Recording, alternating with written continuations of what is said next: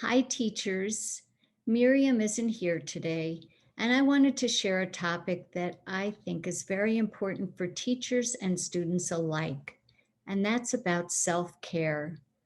We live in a world with a lot of stress and pressure, and finding ways to take care of ourselves is important for our health and well-being.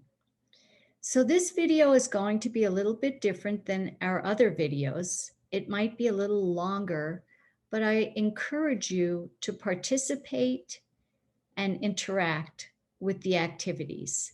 So feel free to pause whenever you need to and enjoy, and I hope you feel better by the end of the video.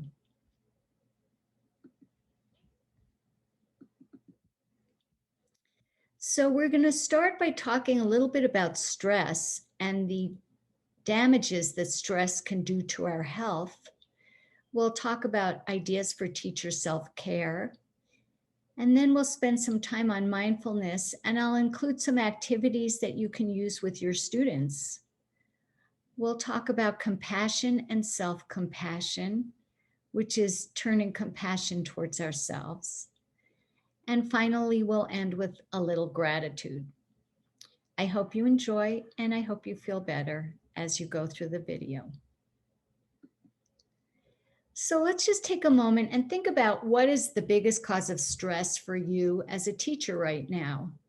I know the pandemic has been a big stressor for many teachers around the world, trying to use technology, trying to make our lessons interactive and enjoyable for our students, and that can cause a lot of stress. So feel free to pause if you need a little bit more time to think about it. And now we're going to just talk for a moment about stress. And stress is not good for our health. It increases blood pressure, it increases problems with our heart, it increases cortisol, which is a stress hormone. And when we have a lot of stress, it reduces our ability to fight off illness and disease. It also can cause emotional problems, including anxiety and depression. And it can cause trouble sleeping as well. And when we don't get a good night's sleep, we all know how we feel the next day. So here's one simple activity that you can do, and feel free to pause here, that helps reduce stress. It's just taking a few slow, deep breaths.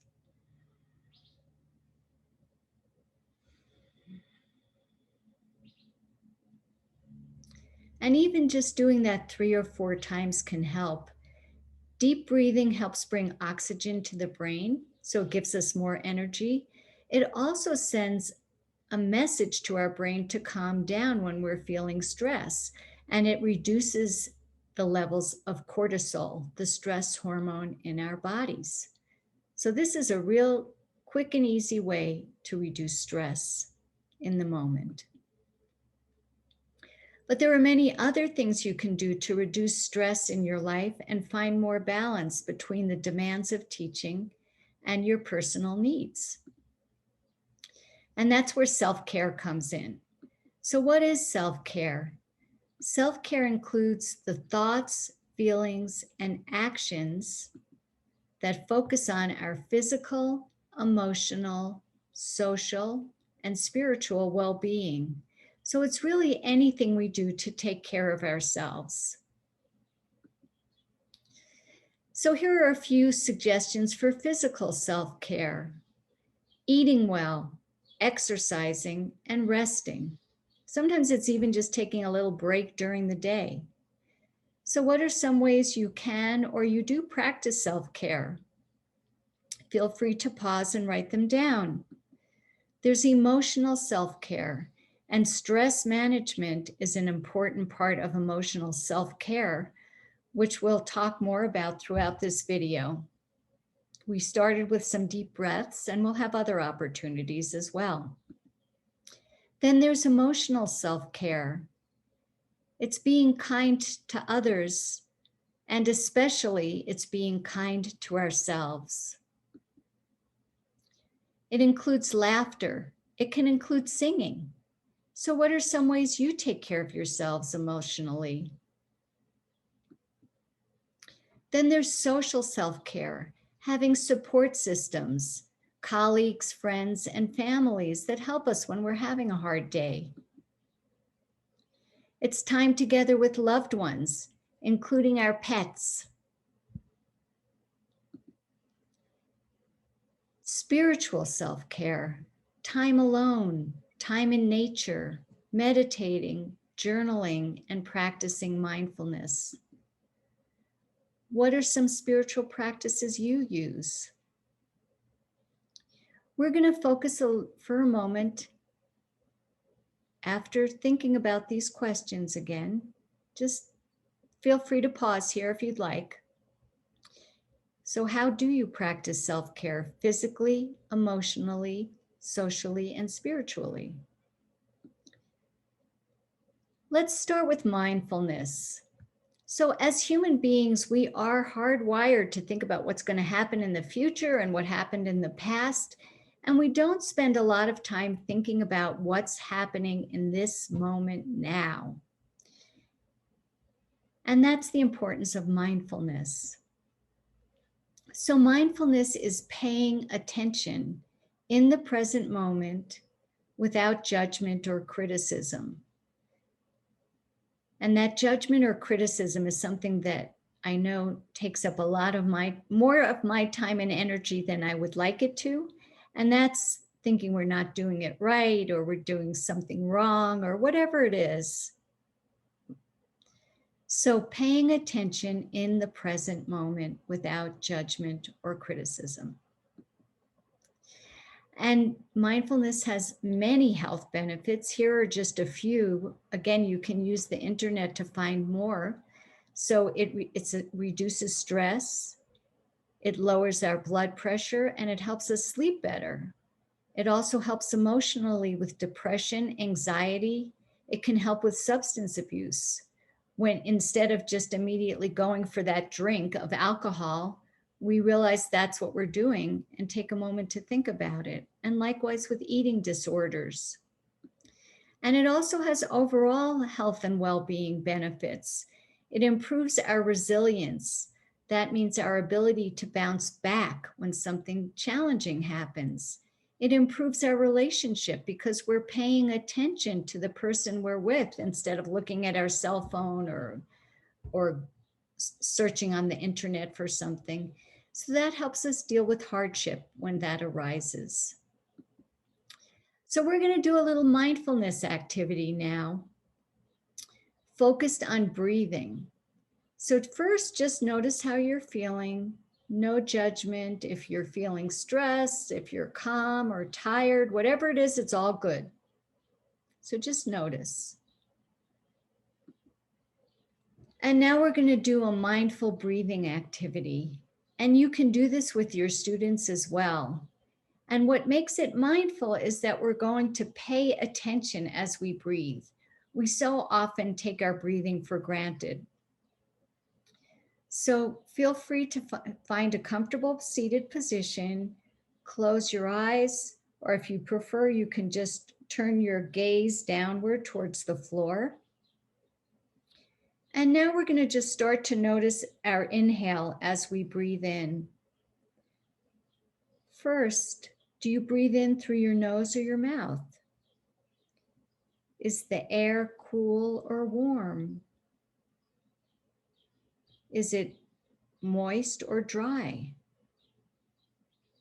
And then after it goes in through your nose or mouth, where does it go? It goes down through your throat, into your chest and lungs. And if it's a very deep breath, into the middle part of your diaphragm area. So just notice what happens as you breathe in. Is any other part of your body moving?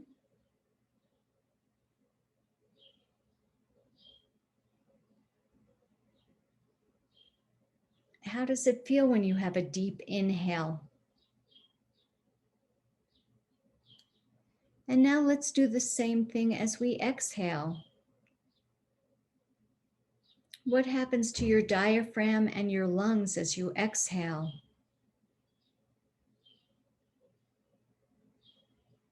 Is any other part of your body moving? And how does the air feel as it leaves your body, either through your nose or your mouth? Is it cold or hot or warm? Does it feel differently?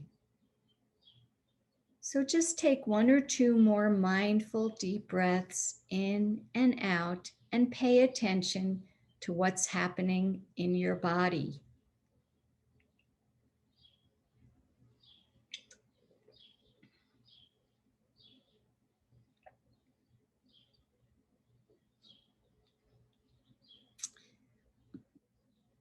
Okay, and now for a reflection, just notice how you feel after taking a few deep breaths.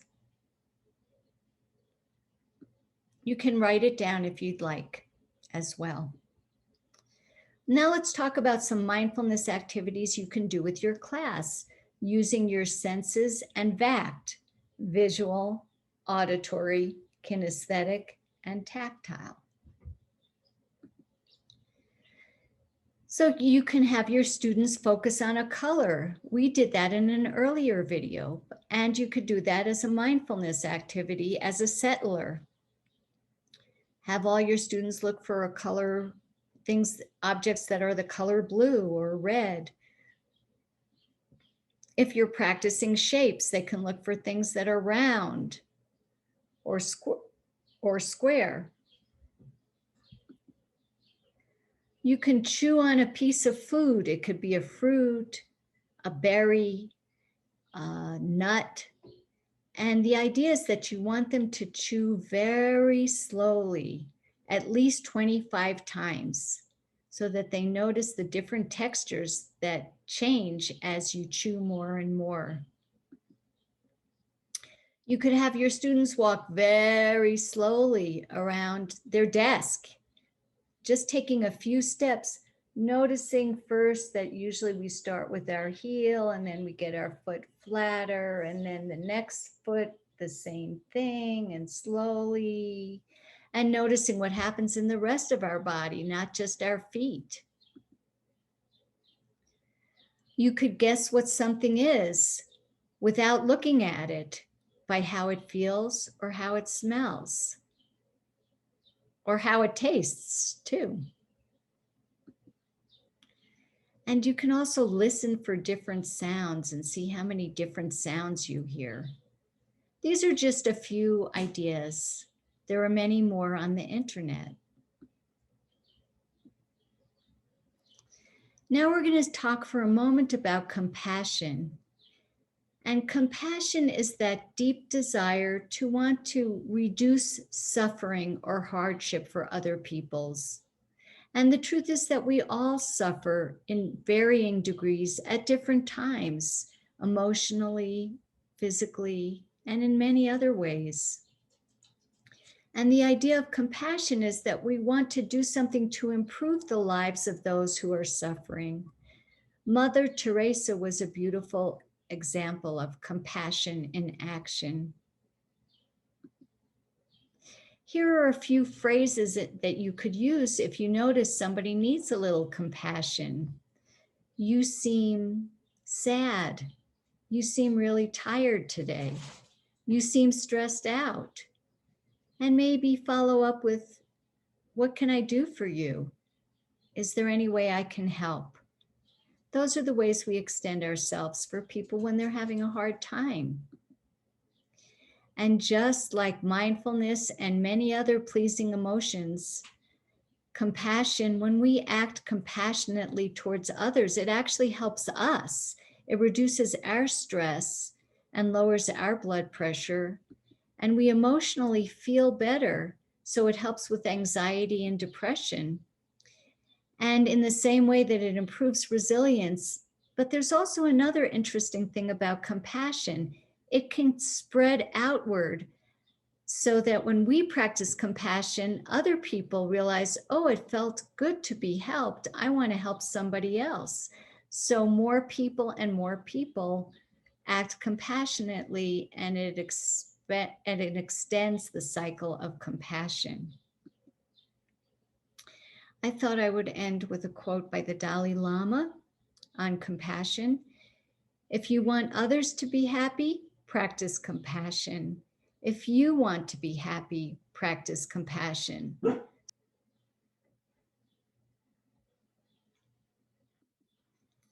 Now let's talk about self-compassion for a moment or two.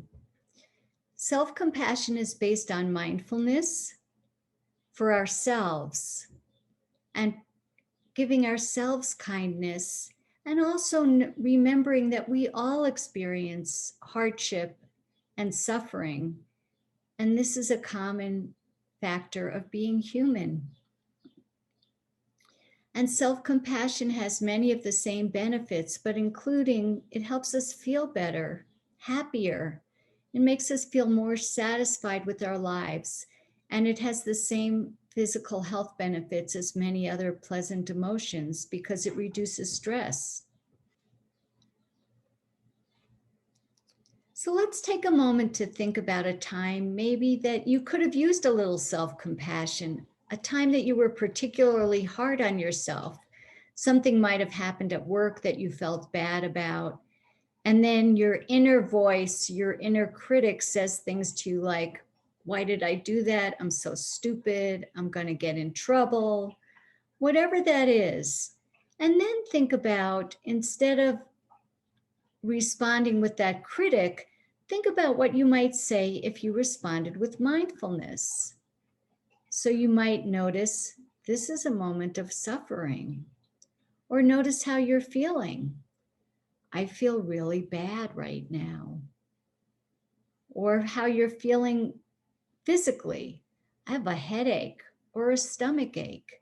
So these would be mindful responses rather than critical responses. Can you notice that difference between those critical phrases? I'm so stupid. Why did I do that? Versus the neutral observer. I feel bad. I have a stomach ache. Or this is a moment I need some self-compassion. So mindfulness, again, are those neutral observations about ourselves. And then we can add kindness. What are some kind words we could say to feel better? It's okay. I made a mistake. I forgive myself. What would I say to a friend if this happened to a friend? And this can be very helpful because we often are much kinder to our friends when they're having a hard time than we are to ourselves. And here is just a reminder of some phrases or things to think about when you want to practice a little self-compassion. With mindfulness, notice how you're feeling. Think about what you might need. Kindness. Choose words of kindness to say to yourself. I did my best. What would I say to a friend? And then finally, that connection that we have with all humanity, which is that we all make mistakes. We all have hard times, and we all can be hard on ourselves. So the next time you feel bad about something that you did, try a little self-compassion. So stay mindful, be kind to yourself, especially the next time you notice your inner critic rising to the surface, and start feeling better. Finally, we're going to talk about gratitude. And the beautiful thing about gratitude is that it's often easier to access than some of the other pleasing emotions, but it's also the forerunner to many of them. And the idea of gratitude is just to be mindfully thankful and noticing the many things that we have to be thankful for in our lives. So just like the other things that we've spoken about, gratitude has many physical health benefits and even some more, because grateful people are healthier because they have lower stress levels and they sleep better and exercise more. They have a healthier diet and they are more resilient. They bounce back from illness faster.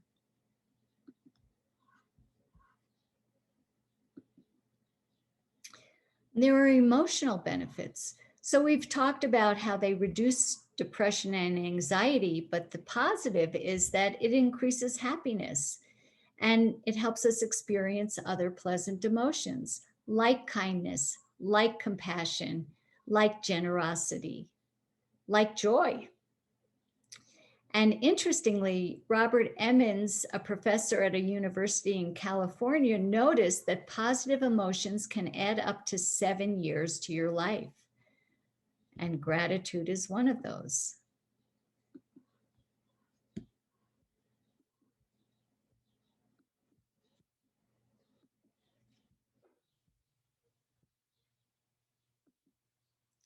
It also has social benefits. Grateful people tend to be more forgiving, more compassionate. They feel a stronger bond with other people, and they make other people feel better. When we feel better about ourselves, it's easier to give that to other people and pay it forward, help other people feel better as well.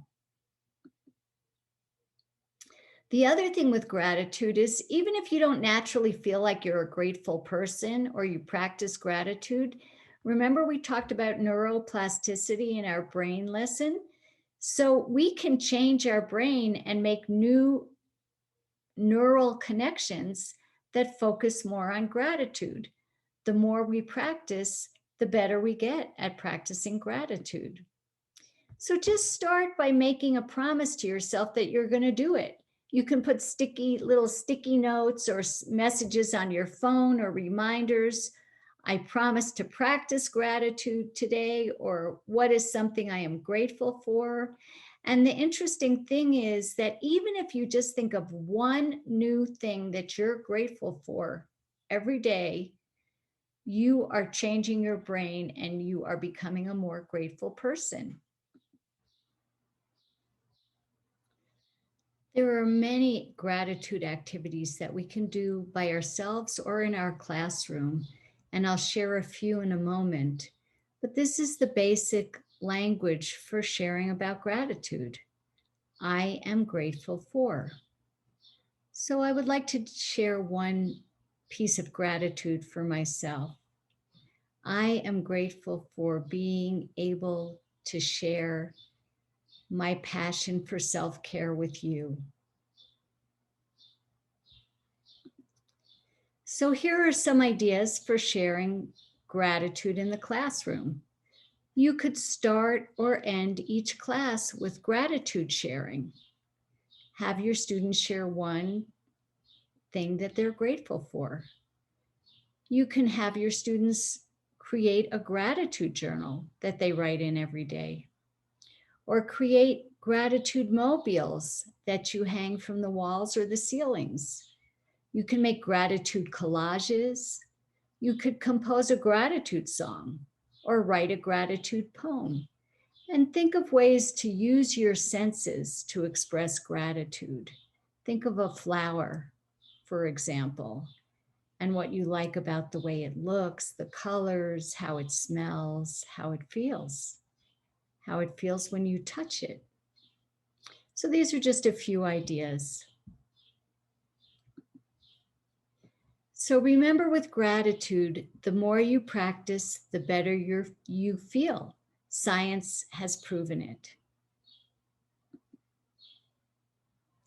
And throughout today and every day, be kind to yourself, especially, and be kind to others. And when you practice gratitude, it makes you feel better. And it improves the lives of others as well.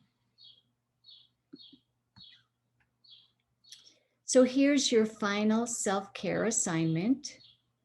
What is something you currently do or would like to do for self-care? So for example, I hike every day and I do yoga every day. and I eat well. And what are 3 things you feel grateful for? I feel grateful for the opportunity to teach this class. I feel grateful for your dedication as teachers.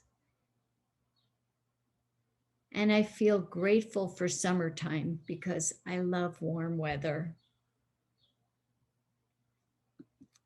Here are a few resources for you.